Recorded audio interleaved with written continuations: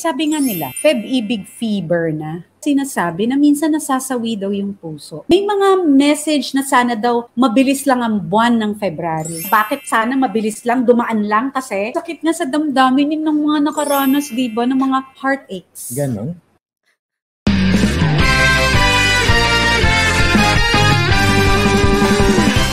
Always reminding you that kapag happy ang spouse, magiging happy ang buong house. Welcome sa inyong lahat. Another episode, interesting topic. But before that, love, mag-like, mag-subscribe. Social media accounts katulad ng Facebook, ng Instagram, meron din po tayo sa YouTube, TikTok, at saka ang Twitter. Gaano nga ba katotoo nga itong mga reasons about heartaches?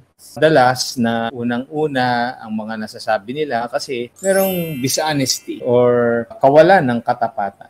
Isa ay dishonesty, yung isa naman ay infidelity o kaya kataksilan. Tapos yung pangatlo, maaring dahil nag-break up o kaya nagkahiwalay. Ang pag-uusapan natin ngayon ay ng pusong sawi, paano ngingiti? Ito kasi ay katotohanan. Talagang nangyayari yung mga ganitong klaseng experiences. So as we talk about these things, gusto din natin maging sensitive. It's not easy when we go through these kinds of challenges in life, hindi po ba? Maraming mga kadahilanan and of course, it equates to always to relationships, no?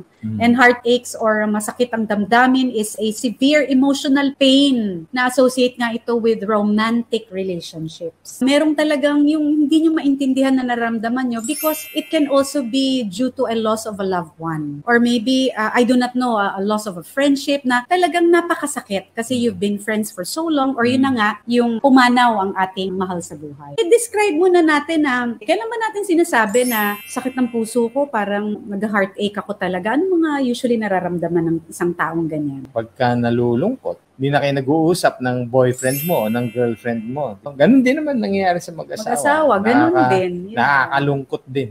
O kaya, feelings of anger. Oh, galit? Ayaw mong sagutin yung tawag sa cellphone, ayaw mo kausapin, o kaya yung mabanggit lang yung pangalan. Marinig mo, o kaya maalala mo. So, yan yung mga normal feelings ng may mga heartaches. Minsan yung mga symptoms nila, nagmamanifest na yan outwardly. Ito yung mga hindi na kumakain. Minsan namamayat na, hindi naman nag-exercise.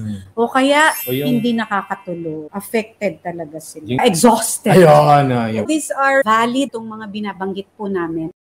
So, anong gagawin nga? Kung let's say, may pighati ka sa puso mo o kaya masakit ang damdamin, heartaches, anong pwedeng gawin sa pusong sawi para ito ay muling ngumiti? Unang-una ay magpatawad ka na. If you will not forgive, you will carry this burden all throughout the rest of your life. Sakit sa puso lalo. Importante, marunong na tayo magpatawad. Para kang nag-press ng reset button. Wow, may reset, parang computer. Re-reset mo ang button of your heart. Forgiveness, it's a choice. It is a choice that you have to make and hopefully you will choose to forgive. Kasi sabi nga, as the Lord has forgiven us, we can extend that forgiveness. Lalo na pag masakit na yung damdamin kasi minsan pag pinipili natin yung hindi, yung reset button nga is to forgive, lalong sumasakit yung damdamin. Ang hirap umusad. So hopefully, pag yung experience katulad ng boyfriend-girlfriend, for whatever reason, nagkahiwalay po kayo, forgive the person. If you and your spouse ay merong misunderstanding, ganun na naman yun. Ganun na naman po yung pinag-uusapan din natin. Ganun din yung sasabihin natin. Para ma-resolve ang mga conflicts, edi mag-usap kayo. You should be communicating with each other. Yan, communication is the key to resolving conflicts. Now, kasi yung mga madalas, the men, the husbands, are not really expressive if the timing is really now or maybe later on. But noon, ang struggle ko was that.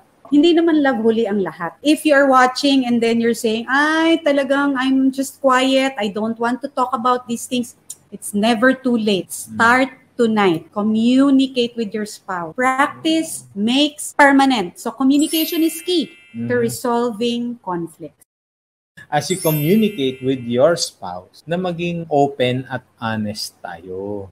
Open and honest tungkol sa mga feelings at saka yung mga needs, di ba? Without passing judgment. We believe that before you speak, you even think. ipag-pray muna natin na kung papaano nga. Dahil minsan, sugod tayo na sugod sa usapan, sa gera. Pero itong klaseng gera na sinasabi natin, na ibala mo lahat. Tapos parang Armalite na, yun na, napatay mo na yung kausap mo. Sa words. Of course, may influence sa atin yan, pero we can still make a choice to resolve conflict. Open our mouths. Openly and honestly with your spouse.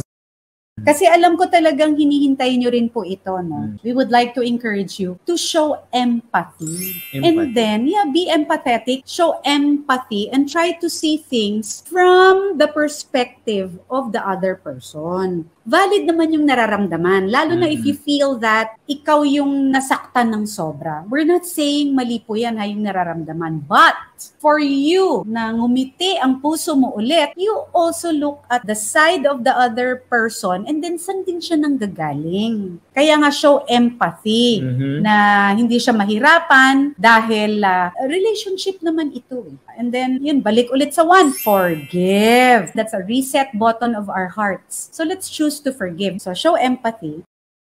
And then, humingi na ng tulong. Seek help. Para sa lahat naman. That we can go to them because we can seek help. Pwede rin naman seek wisdom. Magsisik ka ng wisdom from your trusted friend or friends. That's why it's important to have friends also. It's important to have a community and even relatives that can help you process things. Yung mga neutral perspective. Yun. Ibig sabihin, hindi sila magte-take sides na, ay ikaw kasi ang mali. Huwag ganon, that will help you process things. At ma-shed ng light kung anong nararamdaman ninyo. Can help you yung neutral siya sa maraming bagay. Pag minsan the reason kung bakit ang sakit sa puso or talagang may pighati yung puso is because it's hard to lose a loved one. It's really one of the most difficult experiences in life. Talagang makaka-cause ito ng intense emotional pain. It's hard to be in that state where the reason for your heartache once again is losing your loved one. Our hearts goes out to you, but we would like you to be encouraged na allow yourself to grieve. Ang grief daw, roller coaster ride. Minsan okay ka, tas pag naalala mo, naiyak ka na lang. So, allow yourself to grieve. Sabi nga nila, di ba, grieving is part of the healing process. Sinasabi din to ng mga professionals, counselors, na yung iba po kasi sinasabi nila, hindi, okay na ako. But really, because these are part of our emotions, so allow yourself to grieve. Tama, love? Siyempre, yung expression of grieving is to be able to cry. Do not disconnect with people. We connect with others. Let's connect with people. Right. Surround yourself with friends, family, o yung mga support group. Ikaw naman, if you are grieving, ang gusto mo lang ay isang tao o dalawa or whatever, a group who will just be listening to you. Yung processing na yun in itself. Kaya, if you're one who's grieving, you can write to us.